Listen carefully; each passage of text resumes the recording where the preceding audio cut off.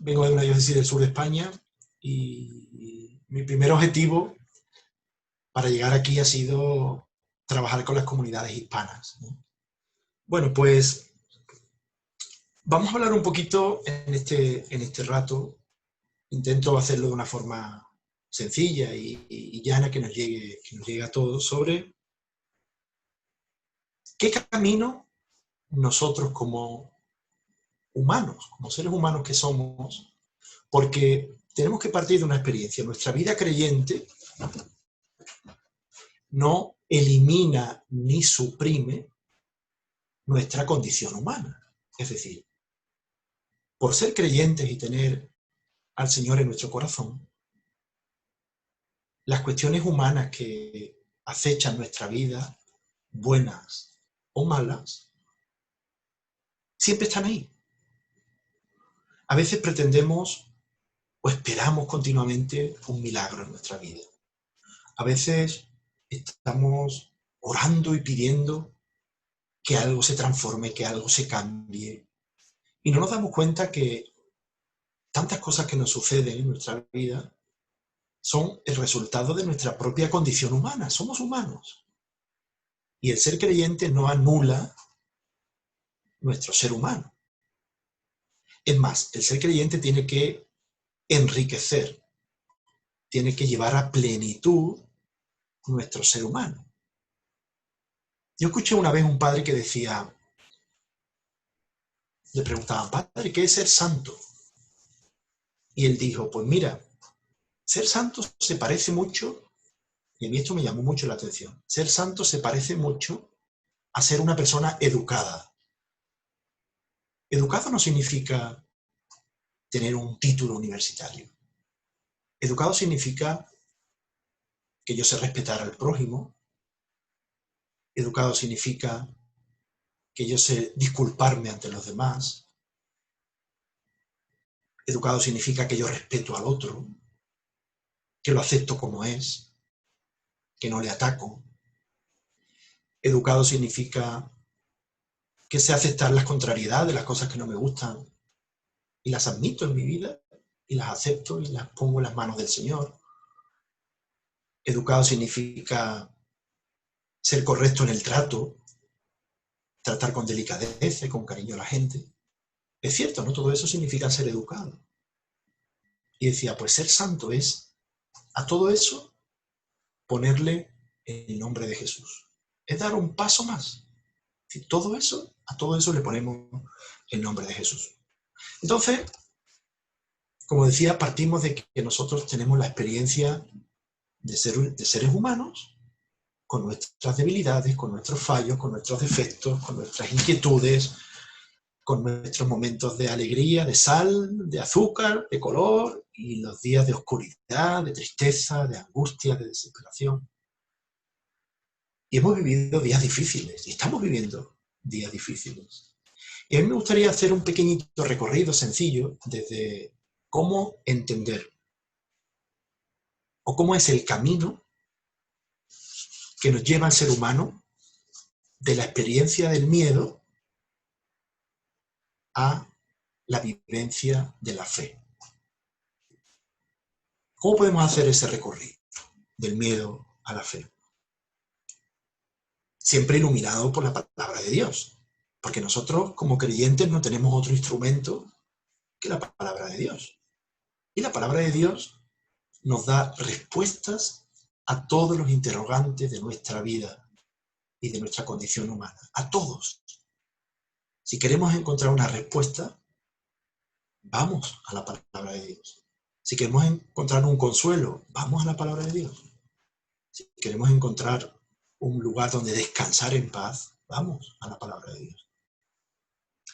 Pues dice el Salmo 56, en el versículo 3, dice, en el día en que temo, yo en ti confío. En Dios alabaré su palabra. En Dios he confiado. No temeré lo que me puede hacer el hombre. Vamos a poner esta frase como punto de partida. Salmo 56, en Dios alabaré su palabra, en Dios he confiado, no temeré lo que me pueda hacer el hombre. Ese es el punto de partida. Yo puedo comprender perfectamente lo que cada uno de ustedes están sintiendo. Cuando algo nos preocupa, algo nos angustia, algo nos crea temor, pavor, sentimos un vacío en el estómago, sentimos que el corazón nos late a 1000, sentimos un flujo de pensamientos, pues, que nos vienen desde perder mi trabajo, hasta pasar necesidad, hasta quedarme sin casa, cómo pago mi renta, y todo esto va pasando por nuestra cabeza en cuestión de segundos. Y a veces empieza a paralizarnos el miedo, a pesar de que son cosas que están en nuestra imaginación, que a lo mejor ni siquiera están ocurriendo. Por tanto, el miedo es una emoción humana normal, diseñada por Dios, dibujada por Dios, creada por Dios. Como todo. Dios creó al hombre a su imagen y semejanza, menos en el pecado, que Dios no tiene, ¿no? Que Cristo no tiene.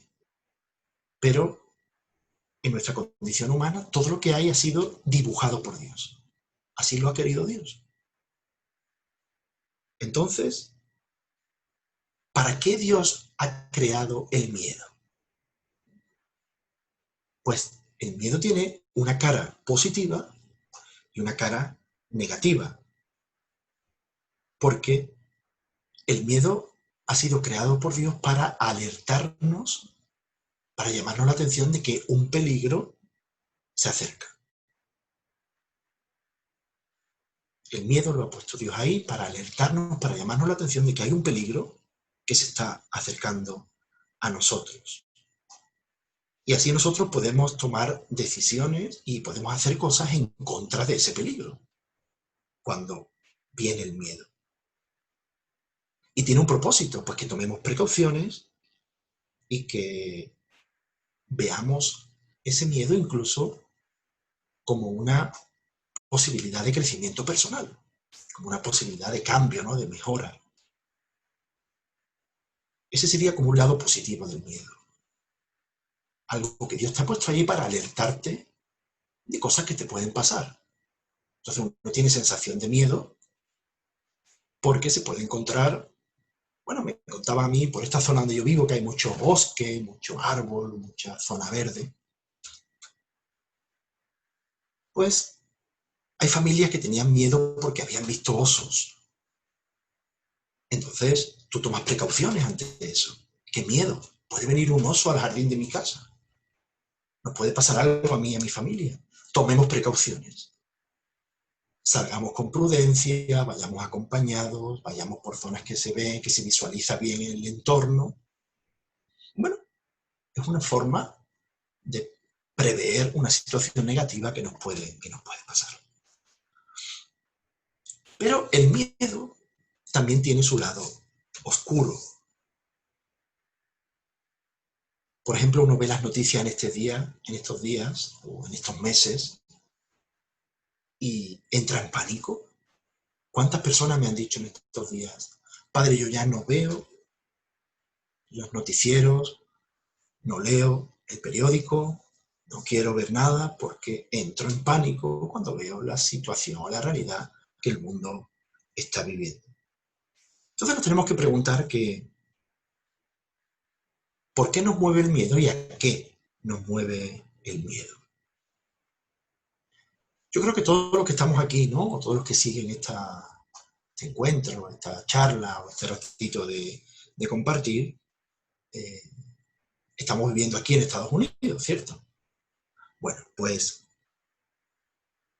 nosotros tenemos, en el fondo, algunos llaman una forma muy americana de pensar. Y la forma americana de pensar es esta: nosotros podemos arreglarlo. Sea lo que sea, podemos arreglarlo. Cuando vemos que no podemos arreglarlo, entonces cuando entramos en el pánico. porque uno piensa un mundo avanzado, un mundo tecnológico, un mundo científico como en el que vivimos, esto lo pueden arreglar los problemas del mundo, los problemas de la pandemia, el virus, la vacuna. Pero cuando nos damos cuenta de que no se puede, entonces cuando nos entra el miedo y el pánico. Y el miedo, pues, lo único que logra es sacar lo peor de nosotros, especialmente en un mundo, en un momento incierto, ¿no? En el que estamos viviendo. Entonces el miedo nos lleva a sentirnos inseguros en cualquier lugar donde estemos. Inseguro en casa, inseguro en la calle, inseguro en la tienda, inseguro en el supermercado, inseguro en el doctor, inseguro en la iglesia, inseguro en todos sitios. Pero en el miedo tenemos que distinguir dos cosas importantes. Igual que hay una parte bonita y buena del miedo, que es un regalo de Dios, que te alerta de lo malo, hay una parte oscura, hemos dicho, que te hace entrar en pánico. Pero los miedos que nosotros tenemos como humanos son, por un lado, pueden ser reales. Es decir, la posibilidad de que llegue un oso al jardín de tu casa en este momento en que toda la ciudad o todos los campos se quedan tranquilos, los animales. Se han visto en muchísimos lugares del mundo animales y han vuelto a aparecer especies de la naturaleza que no se veían. Porque el hombre ha estado más recluido y cuando el hombre se recluye la naturaleza se abre, ¿no? Entonces esos son miedos reales que pueden pasar. Y para mí, pues un miedo real es encontrarme pues, una serpiente cuando estoy en el jardín de mi casa arreglando unas plantas, pues eso es un miedo real que puede pasar, porque yo sé que están por ahí y tengo que estar todo lo cuidadosamente que pueda para evitar encontrármelas, ¿no? Pero a veces que nosotros ejercitamos unos miedos imaginarios. Por ejemplo, cuando estamos educando a nuestros hijos, ustedes que seguro que casi todos, la mayoría, son padres, madres, tienen hijos, y si no tienen sobrinos, y si no son hijos de padres, ustedes saben que a veces los papás viven un miedo pensando, sintiendo cómo será el futuro de sus hijos. Y empiezan a entrar en pánico porque piensan qué cosa mala le puede pasar a mi hijo, qué daño le pueden hacer, qué pasará si se mete en un mal ambiente, con malos amigos, en un mal ámbito. Y todo eso nos va, nos va creando pues eso, una situación de desasosiego, de desconcierto en nuestro interior que realmente nos paraliza y no nos deja vivir. Eso es un miedo imaginario, ¿no? Porque todavía a lo mejor tu hijo es pequeño, todavía está creciendo y uno está pues viviendo ya ese miedo de cara al futuro. Y saben ustedes que a veces la mente tiene tal poder en el hombre, en la mujer, en nosotros, que podemos incluso facilitar aquello negativo que estamos pensando sin darnos cuenta, puede incluso llegar a ocurrir de tanto que lo pensamos, de tanto que lo reflexionamos, de tantas vueltas que le damos a la cabeza. Por lo tanto, tenemos que tomar otro camino, ¿no? Por tanto, ¿es real pensar que podemos vivir sin miedo? Pues no. Pero Dios está ahí y Dios es fiel. Y entiende esto. Dios conoce nuestra debilidad. Yo decía en la homilía del domingo pasado que la iglesia, cuando digo la iglesia no digo el templo, no digo la arquitectura, ¿no? O el lugar.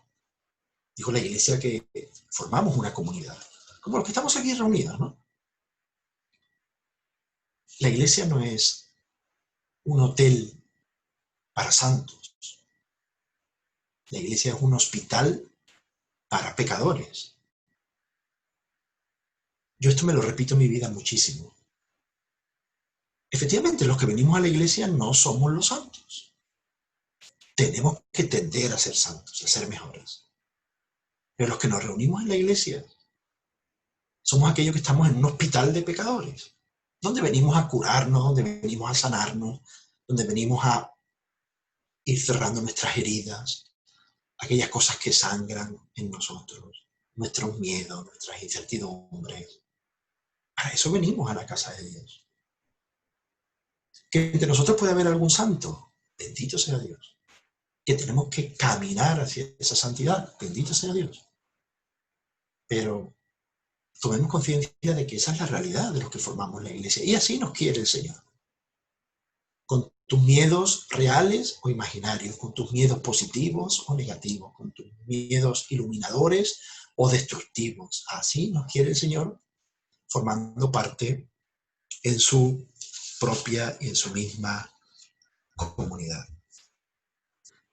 Mira, ante toda esta historia del miedo, o toda esta emoción que vivimos del miedo, nosotros podríamos tomar como 3 caminos, ¿no? Que yo voy a explicar un poquito. Entonces tú puedes tomar un camino que es poner tu esperanza en Dios, en su palabra, en vez de poner la esperanza en los otros. Eso es una forma de eliminar el miedo en mi vida. Porque los otros nos fallan. ¿Cuántos podemos tener aquí experiencias? Seguro todos, la mayoría, muchos, de personas que hemos querido y nos han fallado. ¿Cuál es el problema? Que a esas personas quizás le hemos dado el lugar de Dios. Y Dios es Dios y nadie puede ocupar su sitio en mi vida. Entonces, ponemos la esperanza en Dios y en su palabra y pongamos todo nuestro corazón ahí. No significa que yo no confíe en el otro o que yo no espere en el otro. Claro que espero en el otro. Pero nunca, nunca será un sustituto de Dios.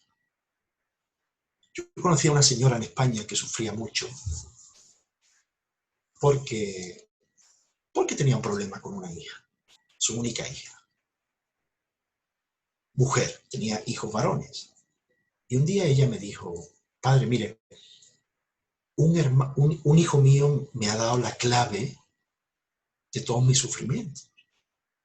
Dígame. La clave es que yo a esa hija mía la coloqué en el lugar de Dios, dentro de mi familia, porque era mi única mujer, mi única hija hembra. Y ella ocupó el lugar de Dios. Entonces ella vivió eternamente dolorida, aterrada, herida por muchas cosas que sucedieron en su familia. Vivía en un pánico profundo porque se sentía sola. Pero ¿cuál era la base de todo esto? El que la confianza en Dios y en su palabra ella la pasó a una persona, ¿no? Aunque fuera un hijo. Dios es insustituible. Ese es el primer punto. Un segundo camino que nos puede ayudar es que intentes tú, cada uno, hacer lo que es correcto según la perspectiva de Dios y no la perspectiva del mundo. Porque en el mundo hay muchas cosas que están contrarias a la palabra de Dios. Y nos metemos tanto en las cosas del mundo que queremos responder a nuestros miedos y a nuestras inquietudes con las cosas del mundo. Y resulta que muchísimas cosas del mundo son opuestas al misterio de Dios en nuestra vida. Y ahí tenemos que ser lo suficientemente rápidos para darnos cuenta de que si yo quiero superar ciertas cosas en mi vida y quiero entrar en un camino de crecimiento y de plenitud personal, abandonando todas esas cosas que me apartan, que me sacan del camino de la fe, que me hacen vivir, pues, sin paz interior, ¿no? Tengo que darme cuenta que tengo que estar de acuerdo con aquello que Dios quiere y espera para mi vida, porque Él nos ha dicho cuál es el camino de la verdadera felicidad. Y ese, pues, tantas veces no lo encontramos fuera en el mundo. Y después hay que tener un convencimiento, en tercer lugar, cierto, de que yo elijo como opción en mi vida, como determinación en mi vida, elijo no dejar al miedo vencer. Y esto lo tengo que repetir como una ejaculatoria, ¿no? Igual que digo, Sagrado Corazón de Jesús, en vos confío. Pues yo tengo que decirme a mí mismo, el Señor está conmigo, el Señor es mi pastor, el Señor me conduce y yo no me dejo vencer por el miedo ni por las contrariedades. Dios nos dice que tener un espíritu humilde hará más fácil vencer ese miedo. ¿Y qué es más difícil para Dios? Rescatarnos de cosas negativas o desesperadas que nos puedan pasar, o darnos un espíritu humilde. Quizás sea más fácil tener un espíritu humilde, porque ante la situación de peligro y de miedo, uno ora, pide, llama, clama a Dios, y posiblemente a lo mejor el milagro no se dé en ese momento, y uno se destruye, uno se hunde, uno cae por tierra. Dios me abandonó, no me quitó este peligro. Pero te dice el Señor que con un corazón humilde puedes vencer los miedos. Entonces aquí tenemos igualmente que ir tomando decisiones en mi vida. Bienaventurados los pobres de espíritu, porque de ellos es el reino de los cielos. Es decir, la plenitud. Decir el reino de los cielos es decir todo lo bueno que me pueda pasar. Es aquel que tiene la pobreza de espíritu, la sencillez del espíritu. Después, para desarrollar ese espíritu humilde, pues tenemos que cooperar. Tenemos que hacer una elección en confiar en la fidelidad de Dios y no en las inconstancias de las personas. ¿Quién es el único que no nos falla? El de arriba, ¿no? Ese siempre está. Y qué dolor cuando te falla alguien de tu casa, alguien de tu sangre, alguien que tú has entregado por él todo tu tiempo, tu vida, tu dinero, tu esfuerzo, y te falla. Entonces la opción tiene que ser esa determinación por Dios. Y si leemos un poquito la Escritura, nos dice que Dios es siempre fiel, y esto no es una imaginación. Esto es creer en la palabra de Dios. Dios es siempre fiel. Y esto no es algo imaginario. Es muy bonito y os invito a que en algún momento leáis las historias de las santas mujeres del Antiguo Testamento. Hay muchas, que han vivido poniendo su confianza en Dios en un mundo donde había miles y millones de dificultades, donde la mujer vivía en un abandono, en un desprecio, en un horrible, ¿no? Y son ejemplos preciosos leer esas historias para ver cómo ellas vencían sus miedos, vencían toda aquella maldad, porque tenían el corazón totalmente agarrado al amor de Dios. Es, por ejemplo, el ejemplo de Sara. Sara es una mujer del Antiguo Testamento que representa a otras muchas que pusieron su confianza en Dios y encontraron a Dios como lo más digno de lo que confías, ¿no? Y son mujeres que hicieron un camino hermosísimo desde el miedo a la fe. ¿Qué significa en la Biblia un camino? Hicieron un camino desde el miedo a la fe. En la Biblia, camino se refiere a seguir, pues, un curso en la vida, a seguir una vía, ¿no? A comportarse de cierto modo. Eso significa en la Biblia un camino. Es, en definitiva, escoger cómo vamos a vivir diariamente. Ese es el camino bíblico. Es decir, qué te motiva a vivir diariamente, qué te guía, qué decisiones tomas, cómo respondes ante las cosas de la vida.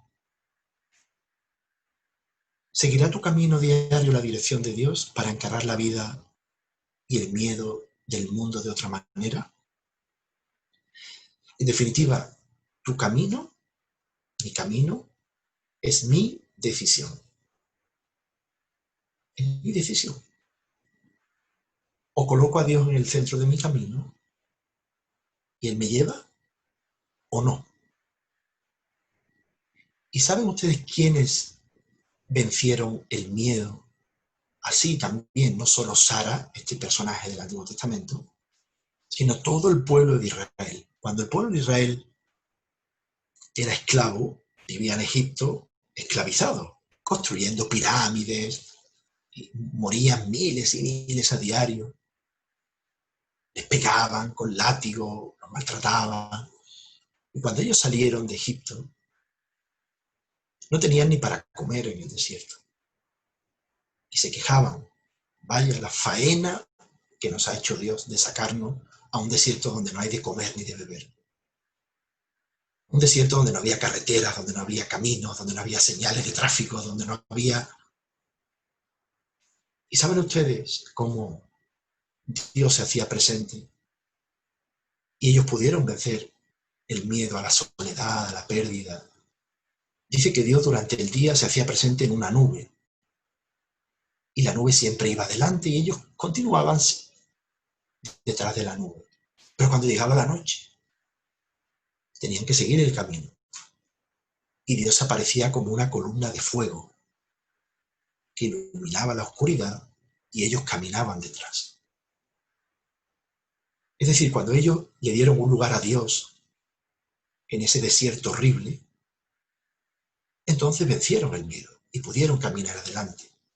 Y tuvieron agua, y tuvieron maná del cielo que les llegó comida desde arriba, y fueron capaces de seguir adelante.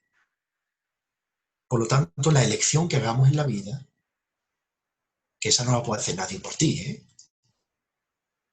No le preguntes al padre de la iglesia, padre, ¿decide usted por mí qué tengo que hacer? No, la decisión es tuya. Y eso a mí algunas veces le riño yo a la gente un poquito. No. Yo no te digo lo que tienes que hacer. Yo te digo lo que Dios quiere que hagamos. Y tú eres la que decides lo que tienes que hacer en nombre de Dios. Pero yo no soy el que te tiene que decir cuáles son las decisiones de tu vida. Tú eres el que tienes que decidir tu propio camino. Por lo tanto, la elección en nuestra vida incluye o alejarse del miedo o ir en el camino de la fe tomando esas decisiones. Piensa en esto. Cuando vemos a la vida con nuestros propios ojos, nos volvemos miedosos. Nos entra el miedo, el pesimismo, el negativismo. Nos convertimos en personas que sienten, pues no sé, algo, que experimentan algo, pero en el fondo tenemos un gran vacío interior. Y es el Espíritu el que nos fortalece, el que nos da la valentía que antes no sabíamos que teníamos, ¿no? Entonces, como os decía, todas esas mujeres del Antiguo Testamento tuvieron sus propias historias, sus biografías, sus problemas. Son historias bonitas que merece la pena, repito, poder leer y poder interiorizar. Pero ellas descubrieron que Dios era siempre fiel y que ese no cambiaba. Y que el carácter de Dios siempre era el mismo. Y que en todas las circunstancias de la vida, Dios siempre estaba presente, esperando y guiando. Por lo tanto, nosotros, para vencer todos estos miedos, tenemos que confiar en un Dios que es personal, siempre fiel, en el cual puedo confiar plenamente y el cual nunca me va a fallar. Y Él está contigo en cualquier problema. Porque Dios es confiable. Porque en Dios podemos depositar todo aquello que llevamos dentro. ¿Y por qué? Pues por lo más básico de nuestra fe cristiana, porque Dios te ama. Y como creyente en Jesús, el Padre te ama. y Él derrama su amor en tu corazón y tú eres uno de sus hijos amados y puedes confiar en la verdad, porque es la verdad. Esa verdad que tantos otros nos han negado o a la que otros nos han fallado. Él es la verdad. Eso en primer lugar, digo, estoy diciendo los motivos por los cuales merece la pena tomar nuestra decisión por Dios y no por el miedo. Primero, porque Dios te ama. Segundo, porque Dios es el que realmente sabe lo que está ocurriendo en tu vida. Nadie más. Es el único que sabe lo que realmente está ocurriendo en tu vida, porque Dios está en todas partes y conoce todo. Ni mi amiga, ni mi mejor amiga, ni mi vecina. Dios es el mejor conoce lo que está pasando en su vida, porque eso es parte del carácter de Dios. Y si no fuese así, no sería Dios.